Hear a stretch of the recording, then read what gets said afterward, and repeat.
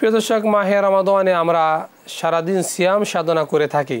সিয়াম সাধনার পরে আমরা বিভিন্ন রকম খাবার গ্রহণ করার কারণে আমরা অসুস্থতা হয়ে যাই, যার কারণে পরবর্তী সিয়ামগুলো আমরা রাখতে কষ্ট হয়ে যায়। এই জন্য মাহে রমাদানে যে খাবারগুলো খেলে আমরা সুস্থতা থাকব, ওই বিষয়ে আজকে আলোচনা শোনার চেষ্টা করব ইনশাআল্লাহ। আমি প্রথমেই চলে যাচ্ছি ডক্টর লুৎফুল কবির আপনার কাছে। স্যার, যদি আমাদেরকে বলেন, মাহে রমাদানে আমরা যেই খাবারগুলো গ্রহণ করলে আমাদের পরবর্তী সুস্থতার জন্য, থাকার জন্য আমাদের সহায়ক ভূমিকা পালন করবে, আমরা এমন কিছু খাদ্যাভ্যাসের কথা যদি আমাদের দর্শকদের উদ্দেশ্যে বলতেন। একটা জিনিস আপনি যেটা বলছেন যে রমজানে সুস্থ থাকবার জন্য কিংবা কি খাবার গ্রহণ করলে বা কি খাবার বর্জন করলে আমরা সুস্থ থাকতে পারবো, সেই বিষয়টা আমরা কিন্তু হরহামেশা শুনছি, বলছি, কিন্তু মানছি না। সঠিক, আমরা সকলেই জানি যে এটা খুবই খারাপ জিনিস।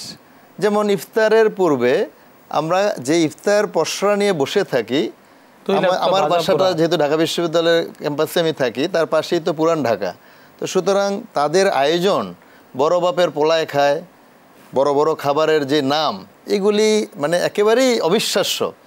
স্বাস্থ্যবিজ্ঞান বা চিকিৎসা বিজ্ঞান বা ওষুধ বিজ্ঞান যাকে বলে অস্বাস্থ্যকর, নোংরা, মানে ভাজা পোড়া খাবার বর্জন করার জন্য প্রতিনিয়ত আমরা এটা বলে আসছি।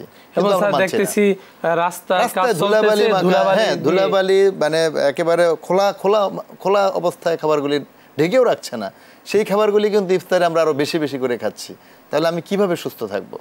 রমজান আল্লাহ তাআলা দিয়েছেনই আমাদেরকে, এটা একটা আত্মিক ইবাদত, পাশাপাশি এটা একটা শারীরিক ইবাদত। আমাদের যে 5টি ইসলামের স্তম্ভ, মুসলমান হিসেবে তো ঈমান আমরা এনেছি, তারপরে আমরা 5 ওয়াক্ত নামাজ পড়ছি, সেটা আমাদের প্রতি দৈনন্দিন ইবাদত, দৈনন্দিন আমল। আর বাৎসরিক একটা ইবাদত হচ্ছে প্রতি বছরে 1 মাস সাওম, যেটা 30 দিনের জন্য আল্লাহ তাআলা আমাদেরকে ফরজ করে দিয়েছেন। এবং সেটা আমাদের আগের যে উম্মত যারা ছিলেন, আমাদের আগের যারা ছিলেন পূর্ববর্তী, তাদের জন্য করা হয়েছে। তো এটা করবার তো নিশ্চয়ই একটা শানে নজুল বা একটা বিশেষত্ব বা একটা স্পেশালিটি বা একটা সিগনিফিকেন্স তো অবশ্যই আছে।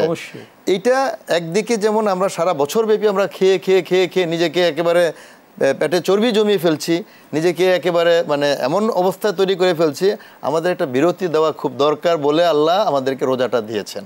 এবং সায়েন্টিফিক্যালি বা মেডিকেল সায়েন্সও কিন্তু সেটা বলে যে খাবারগুলি একটু জলীয় অংশ বেশি, অর্থাৎ পানির অংশ বেশি, যেই খাবারগুলি, সেই খাবারগুলি এক কথায় যদি আমি বলি, সেটা গ্রহণ করা উচিত। জি স্যার, আপনাকে ধন্যবাদ।